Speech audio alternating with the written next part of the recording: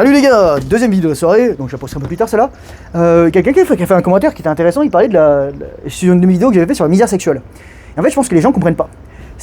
On parle de misère sexuelle parce qu'on croit que les hommes sont obligés d'avoir du sexe pour avoir leurs besoins humains comblés, leurs besoins primaires comblés.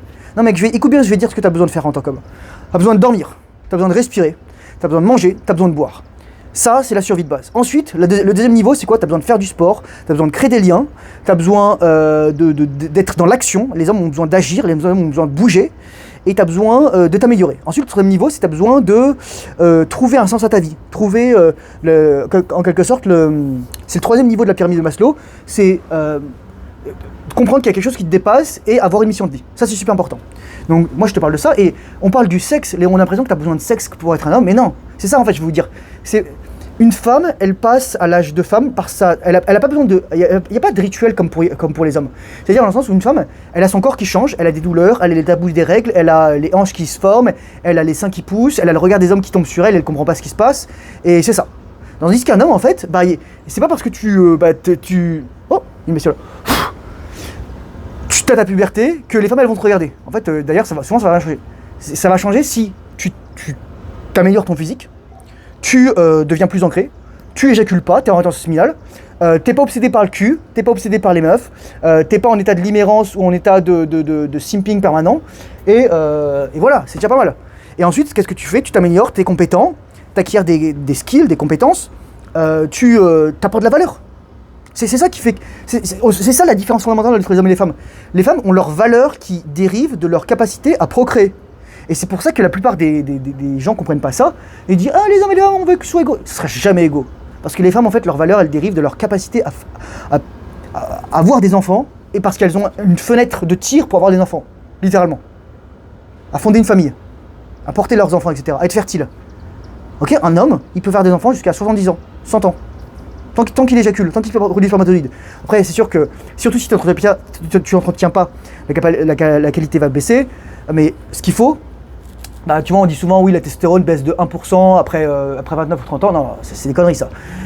Ça, c'est si t'éjacules tout le temps. Si vraiment tu te branles et tu te draines et t'éjacules et tu t'éjacules dans des capotes et t'éjacules pour faire des enfants.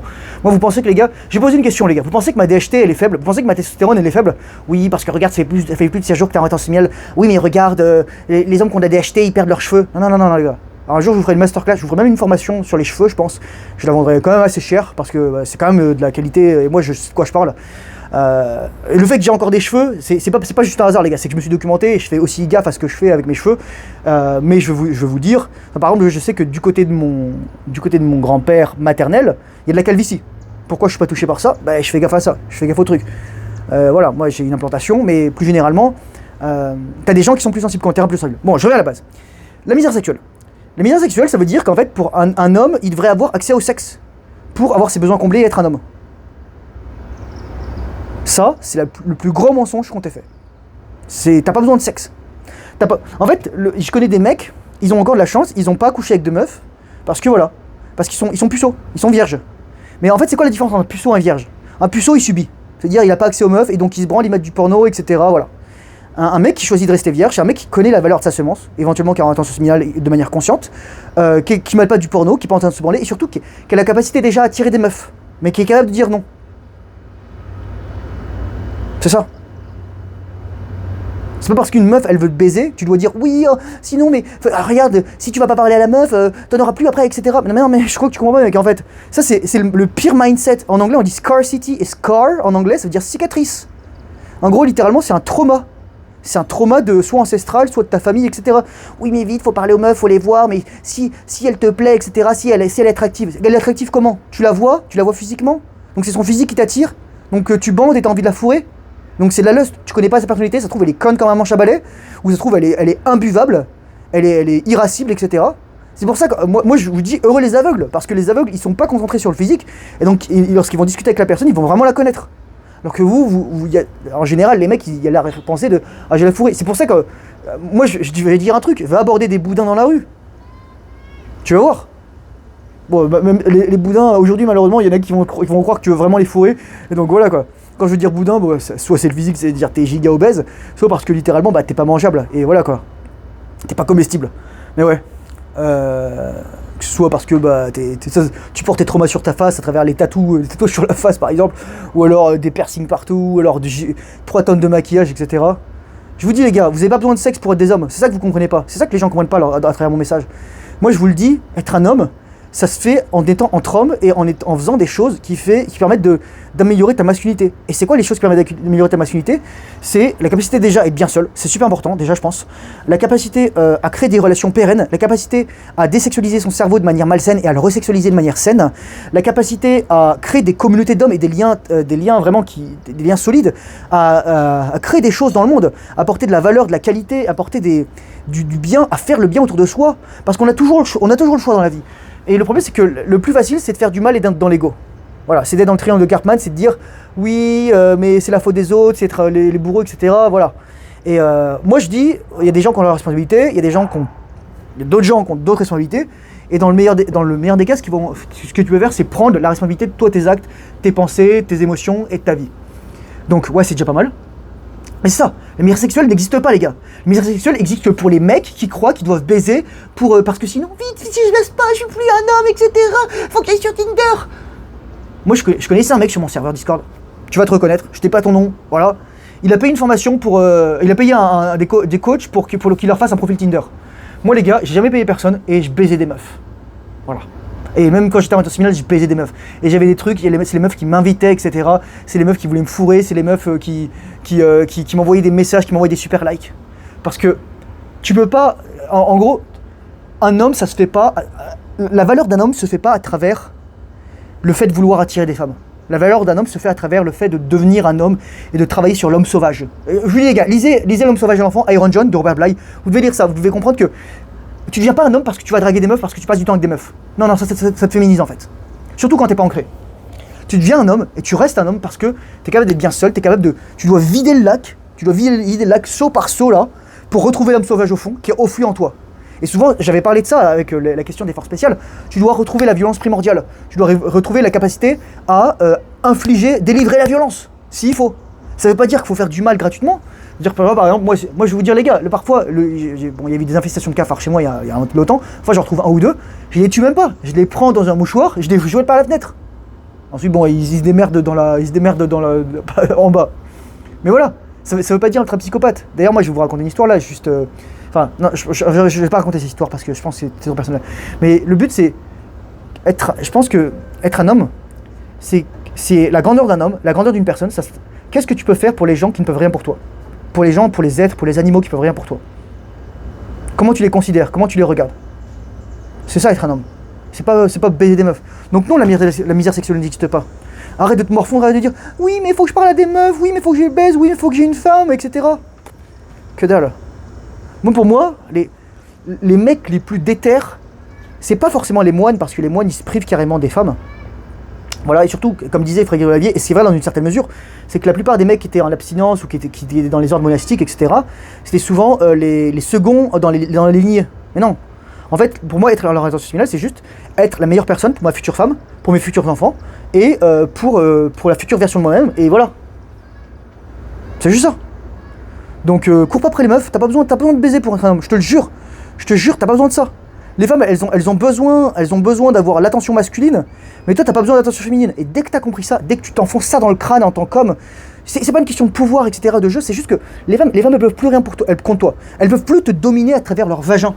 Dès que t'arrêtes de courir après le vagin, je te jure, dès que tu cours après tes objectifs, les femmes, elles vont te courir après. Et il y aura des hauts et des bas. Il y a des mecs souvent qui me disent ah mais moi je suis en orientation séminale, ça fait un petit moment, etc. Et voilà. Et tout à coup là j'ai plus d'attention des femmes. Mais en fait tu t'en fous parce que t'avais d'attention des femmes de ton ancienne vie. Moi je vous dis encore ça les gars. Pendant combien d'années, voire de dizaines d'années, de décennies, vous êtes masturbés? Combien de fois, de centaines de fois, de milliers de fois avez-vous éjaculé? Et donc si vous pensez que 30, 50, 100 jours, 150 jours, 300 jours, ça va changer une chose, ça va tout changer? Non. Ça va changer un petit peu? Oui. Mais ça va prendre du temps les gars. Les gars, moi ça va faire 4 ans et demi. Et je suis qu'au début. Comme on dit, we are already at the top, but we are only halfway. C'est-à-dire on est déjà au sommet de la montagne, mais on a fait que la moitié du chemin. Pourquoi? Parce qu'ensuite il faut redescendre la montagne. Et quelqu'un disait que l'illumination c'était quoi? C'était de se rendre compte que tu sautes d'un avion sans parachute, mais dès que tu as compris qu'il n'y a pas de sol, en fait, tu es en chute libre. Et c'est ça. Tu dois faire confiance au processus quand tu es en orientation séminale. Et ça prend du temps. Parce qu'on est tellement pas habitué à avoir confiance. Et des mecs qui me disent oui, mais non, la rétention séminale cyclique, oui, mais non, faut pas la pratiquer de manière. Enfin voilà, on devrait juguler de temps en temps. Je fais arrêtez, les gars. Arrêtez de me chercher des excuses, les gars. Moi, je veux vous dire, les gars, si vous saviez combien d'argent j'ai fait grâce à la rétention séminale, si vous saviez l'attention que j'ai des femmes, si vous saviez ce qui m'arrive, je vous le dis, les gars, encore aujourd'hui, j'étais à la piscine, je peux même pas vous raconter cette histoire. Je peux pas. Mais quand je vois le regard de certaines femmes, et de tous âges, les gars, de tous âges, et là, j'ai du gras, les gars. Et voilà. Mais j'étais là, je me baignais un petit peu, je faisais du shadowboxing, je faisais un petit peu pompe, etc. Je faisais ma vie. Mais quand tu vois les trucs, en plus, j'avais même pas mes lunettes. Et c'est drôle parce qu'à un moment, je me tourne, et je vois pas le regard de la meuf, mais boum, elle tourne son regard tout de suite. Ou alors, elle te regarde, elle te fait un petit sourire, etc. Je vous dis, les gars, il n'y a pas de misère sexuelle, c'est ça que je vais vous dire. Vous n'avez pas besoin de baiser. Vous voulez savoir c'est quand la dernière fois que j'ai baisé? Ça devait être le 26 ou le 28 août 2024. Je vais vous dire, c'était trop bien, franchement, j'ai adoré, c'était trop bien. Bon, la meuf, elle était bien, mais elle était bien physiquement, mais elle était maganée émotionnellement, quoi. C'était mon genre de meuf, bien foutue, là, bon petit gros cul, là, gros sein, voilà. Mais non, mais je vous dis, les gars, vous n'avez pas besoin de baiser. Dès que vous avez compris que c'est les meufs qui ont besoin d'attention masculine, de toucher, de présence, de sexe, etc. Dès que tu comprends que t'as pas besoin de sexe. Le sexe, c'est bien. Moi, c'est pour ça que j'ai fait ma formation. Moi, mon but, c'est que tu sois épanoui, pas que tu cours après les meufs, que tu en choisisses une, que vous choisissiez mutuellement, et que tu retiennes pour elle. Et pour moi, la rétention séminale, c'est le truc qui fait que ton mariage sera bulletproof. La femme, je vais vous dire un truc, elle a raison de partir si toi t'éjacules de manière excessive, ou si t'éjacules en elle pour pas faire des enfants, pas pour faire des enfants, ou que t'éjacules dans ta main et que tu le branles. Elle a raison de partir parce qu'en fait tu trahis ta mission d'homme. Et tu la mets en danger. Elle est pas en sécurité. Mais la femme, elle peut pas te changer, il y a que toi qui peux te changer, mec. Et pareil, je veux dire dans le sens où... je vais vous donner la réponse, les gars. J'avais dit dans une vidéo, quand est-ce que tu dois dire à une femme que t'es en rétention séminale? Normalement, t'as pas besoin de lui dire. T'as pas besoin de lui dire parce que c'est son père qui est censé lui apprendre. Et elle est censée comprendre qu'un homme, ça reste en rétention séminale. Un homme, ça se retient. Un homme, c'est ça. Un homme, ça a de la restreinte. Ça a de la contenance. Et contenance, contenu, et tu gardes tes couilles pleines. Et c'est ça qui va faire que tu auras des phéromones, que tu vas parler à l'utérus de la femme, comme j'en parlais dans la précédente vidéo. Mais ouais. Mais je vous le dis, c'est ça. Donc, y a pas de misère sexuelle. Arrêtez de vous dire, oh, faut que je baise, etc. Je suis plus un homme. Soyez pas des queutards. Et les gars, j'en étais un, donc je le sais. Putain, tous les mecs là au lycée, ou même après, ils te mettent la pression. Oui, il faut baiser avec le plus de meufs possible là. Ou alors, les meufs là, je sais que moi, il y avait des meufs, putain, que ce soit en école de commerce ou ailleurs, elles avaient des tableaux pour comptabiliser le nombre de mecs avec qui elles couchaient.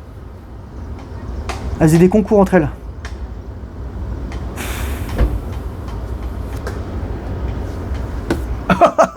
Sur ce, garde tes couilles pleines. Fais attention à toi, courage forceneur, bonne attention séminale, discipline fait le travail difficile. Surtout, je suis pas en vie, je te dis à la prochaine vidéo, voilà, bye bye.